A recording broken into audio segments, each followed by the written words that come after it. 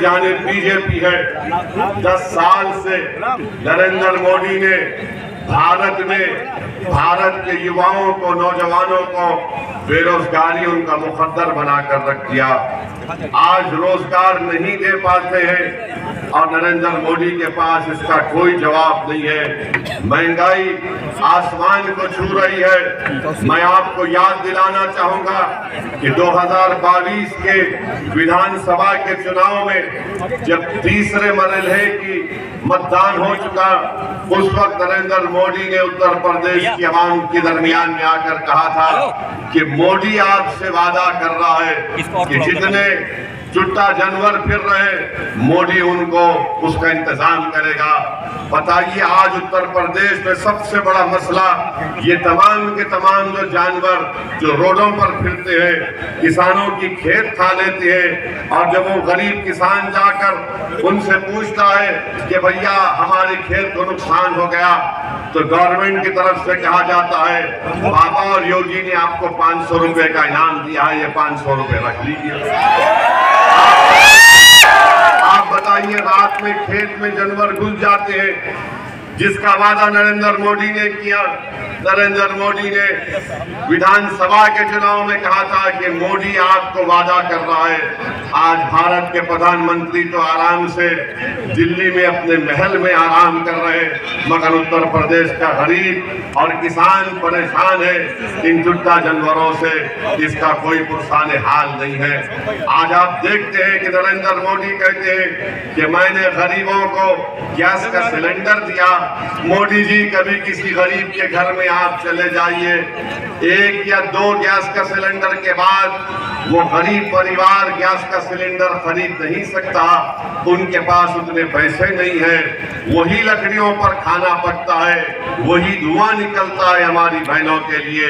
फिर तीसरा नरेंद्र मोदी कहते हैं कि मैंने प्रधानमंत्री आवास योजना में घर दिए।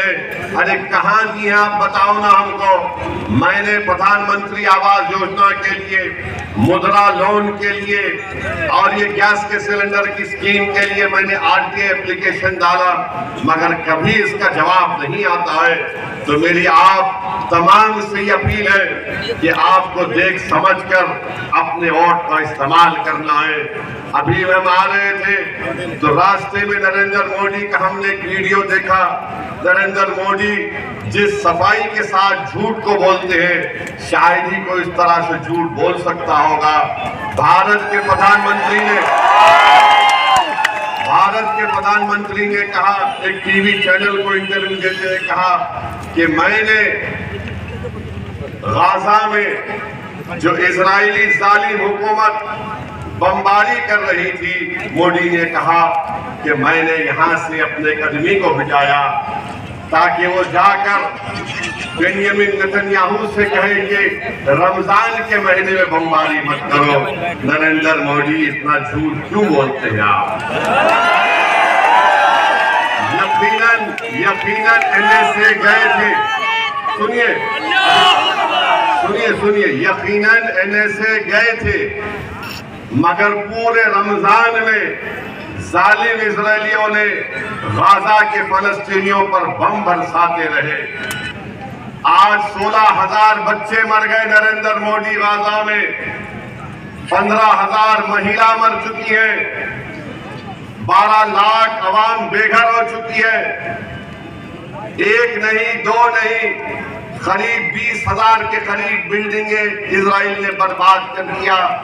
और भारत के प्रधानमंत्री झूठ बोलकर कह रहे कि मैंने भिजाया था इजराइल को। ये मुझे खामखा घेर लेते हैं मुसलमानों के नाम लेकर। मोदी जी, कोई नहीं घेरता, आप घेरने का काम करते हैं, मगर इंशाअल्लाह ताला अब हम आपके घेरे को तोड़कर निकलेंगे इंशाअल्लाह ताला। घेरा आपने डाला है, आप बताइए।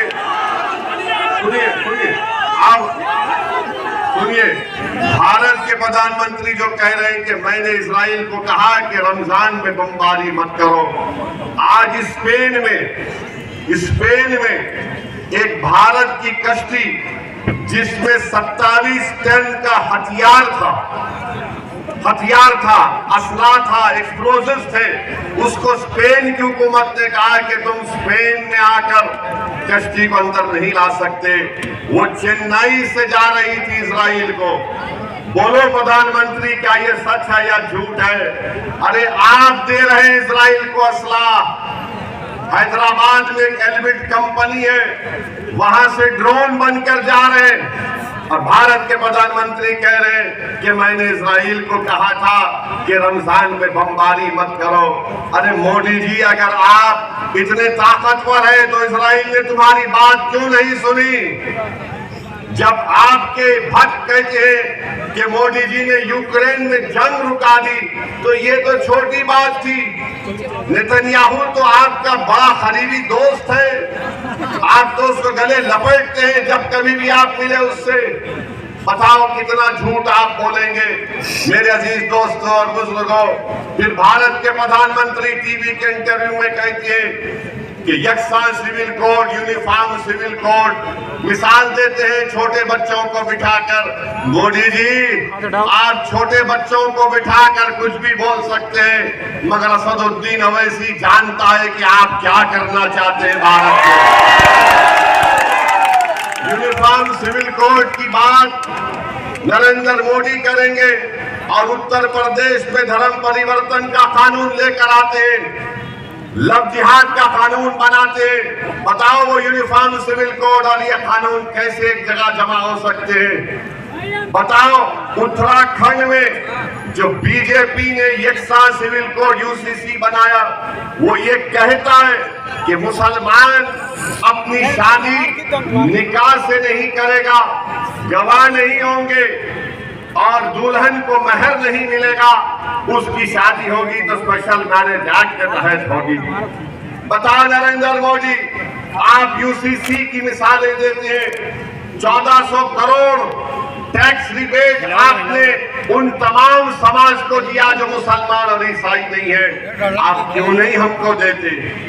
भारत के प्रधानमंत्री एक और झूठ बोलते हैं, पूरे देश में जाकर झूठ बोल रहे हैं कि मुसलमानों को आरक्षण दिया जाएगा, दलितों का और पिछड़ा समाज से लेकर। नहीं नरेंद्र मोदी, आपने गलती की। हमको दलितों का हिस्सा नहीं चाहिए, हमको पिछड़ा समाज का हिस्सा नहीं चाहिए। हम यही कह रहे हैं कि इंसाफ करो। भारत के संविधान में दफा 15 और 16 के तहत आप हमसे इंसाफ करो। मैं आपको बता रहा हूँ, आज नरेंद्र मोदी बाबा साहिब अम्बेडकर की बात करते हैं, मगर वही बाबा साहिब अम्बेडकर के संविधान को खत्म करना चाहते हैं। कैसे खत्म करना चाहते हैं? नरेंद्र मोदी की सरकार ने इकोनॉमिक वीकर सेक्शन के ऊपर 10% रिजर्वेशन दे रहे हैं। किसमें दे रहे हैं? तालीम में और रोजगार में। अब ये 10% में न दलित जा सकता है, इस 10% में न अदर बैकवर्ड क्लास के पिछड़ा लोग जा सकते हैं, और ये 10% सिर्फ अपर कास्ट लोगों के लिए मोदी ने किया। बताओ नरेंद्र मोदी, जो आबादी का 80% हिस्सा है, आप उनसे कह रहे हैं कि तुम 27% या 50% में अपना खेल खेलो, और जो देश के 10% हिस्सा है, 20% हिस्सा है, नरेंद्र मोदी उनको 10% हिस्सा दे रहे हैं। बोलो मोदी, किसका रिजर्वेशन आप छीन रहे हैं? आप दलितों का हिस्सा मार रहे हैं, बैकवर्ड क्लास का हिस्सा मोदी मार कर देना चाहते हैं। और याद रखिए, ये 400 पार की बात जो बीजेपी कर रही है, वो संविधान को बदल देंगे। अगर आपको मेरी बात पे यकीन नहीं है तो जाकर मेरी भाषण के बाद इंटरनेट पर देख लो, आसाम का मुख्यमंत्री क्या कह रहा है। आसाम का मुख्यमंत्री कह रहा है कि 400 दे दो, हम काशी मथुरा भी छीन लेंगे, हम पाकिस्तान से पीओके ले लेंगे। मोदी जी, 10 साल से आप क्या कर रहे थे? 10 साल से आप पीओके ले रहे थे, मगर आपने पीओके नहीं लिया, तो मालूम हुआ 10 साल से नरेंद्र मोदी सिर्फ चाय पी रहे थे और सो रहे थे। अब चुनाव आ गया, तो मोदी कह रहे हैं कि पीओके ले लेंगे। मोदी जी पीओके ले लीजिए ना। भारत की संसद में हमने, हमारे बुजुर्गों ने एक रेजोल्यूशन पास किया था कि वो भारत का हिस्सा है। अरे आप 10 साल से क्या कर रहे हैं? मगर आप भाजपा के लोगों से पूछो तो बोलेंगे पीओके ले लेंगे। जब उनसे पूछो चीन का क्या करोगे? चीन भारत की 2000 स्क्वायर किलोमीटर जमीन पर कब्जा करके बैठा है। तो नरेंद्र मोदी और बीजेपी के लोग सन्नाटे में आ जाते हैं, सन्नाटे में आ जाते हैं। भारत के प्रधानमंत्री मोदी कहते हैं कि मैंने जिंदगी में कभी हिंदू मुस्लिम नहीं किया। आपको यकीन है? मोदी जी कह रहे हैं कि मैंने कभी नहीं किया। मोदी जी, ये कब्रिस्तान शमशान का मैंने कहा था, 80-20 मैंने कहा था। कपड़े देखकर पहचानो किसने कहा था? मेरे भाई, आज भारत के प्रधानमंत्री कहते हैं कि हम मुस्लिम महिलाएं ज्यादा बच्चे पैदा करती है। झूठ है, घुसपैठी कहते हैं। और फिर देश के प्रधानमंत्री हैं, 133 करोड़ जनता के प्रधानमंत्री हैं, मगर मोदी कहते हैं कि 15% लोगों को ज्यादा दे दिया जाएगा। अरे मोदी जी, आपको इतनी नफरत क्यों है? इतनी नफरत क्यों है आपको? ये देश, भारत जो हमारा देश है, मेरे मरने के बाद भी, आप तमाम के दुनिया के चले जाने के बाद भी, मोदी जी के जाने के बाद भी देश भारत रहेगा। मोदी जी, भारत को कमजोर करने का काम मत करो, झूठ बोलना कम करो, सच्चाई को बयान करो। अगर सच्चाई को नहीं बोल सकते मोदी जी, तो कम से कम झूठ को तो आम मत करो, नफरत को आम मत करो। आप कब तक पिछड़ा, दलित और मुसलमान को आप इस तरह से नफरत फैलाते रहेंगे उनके बारे में? जब कभी भी आप देख रहे हैं भारत के प्रधानमंत्री का भाषण होता है, अमित शाह कहते हैं कि ईद मनाएंगे मगर दूसरी जगह नहीं जाएंगे। अरे आखिर क्यों? आप 10 साल में आपने कितने नौकरी दिए? बताओ, बताओ तुमने कितने गरीबों के घर में चूल्हा जलाया? बताओ तुमने महंगाई कितनी कम की? 400 पार बोलते, आज पेट्रोल 100 पार हो चुका है। मोदी को अमित शाह की फिक्र नहीं, कोई फिक्र नहीं है। ये एक बात आप सुन लो उनकी कि इनके पास दिखाने को कुछ है ही नहीं, कुछ नहीं है दिखाने को, मगर सिर्फ नफरत फैलाना इनका काम है। मगर याद रखिए, अगर पिछड़ा दलित और मुसलमान को इंसाफ अगर मिलेगा तो पीडीएम के जरिए से मिलेगा।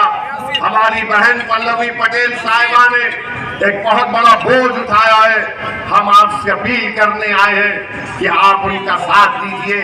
ये हमारे दुश्मन जो सियासी दुश्मन है वो बोलेंगे ओवैसी वोट काटने आया है, ओवैसी बीटी में।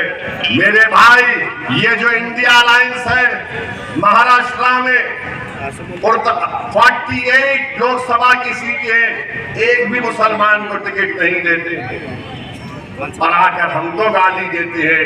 हैदराबाद में हमारे खिलाफ कांग्रेस ने उम्मीदवार खड़ा कर दिया, बीजेपी ने खड़ा कर दिया और सब ये समझ रहे थे कि अब के बार हैदराबाद की सड़कों पर असदुद्दीन ओवैसी को हम रोक लेंगे। मगर आप देखना इंशाअल्लाह ताला 2019 में जितनी हमको हैदराबाद और अल्लाह ने मेजॉरिटी दी, उससे ज्यादा मेजॉरिटी से इंशाअल्लाह ताला